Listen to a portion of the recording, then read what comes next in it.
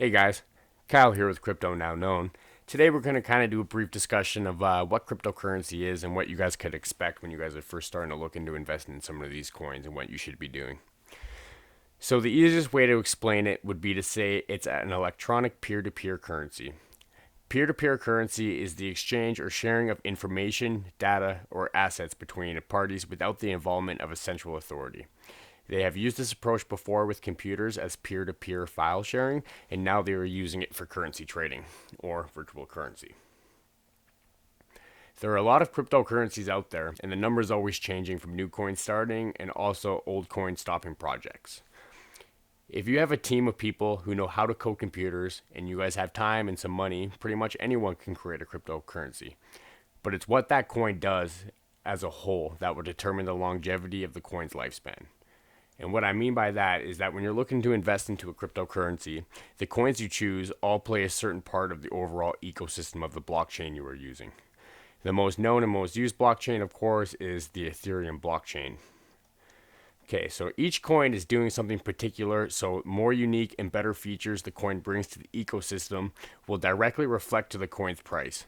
If the coin is trying to make swapping assets more efficient on the blockchain, or help the blockchain speed up process for lower gas and slippage fees, it'll definitely do better than the coin that has a very spotty white page and no real useful features or overall use. More and more people are switching to blockchain technology for money transfers for two main reasons. The biggest is that it's decentralized, which means there is no data centers full of transaction records. It is on a digital ledger, which is the biggest difference between traditional investing and investing in cryptocurrencies. Now, to say that there is coins that if you hold a certain amount of that coin, you do have voting rights for what projects that they do take on, which is amazing for the background feature. But you do have to projects that they are doing. Is it an actual issue on the blockchain, or are they just trying to do something that's new, hip, and edgy, and they're just really trying to overall gain capital from the investors? So you really got to pay attention to what you're investing in and what is that investment going to be doing for the overall ecosystem. And that's really what's going to stand apart from a long.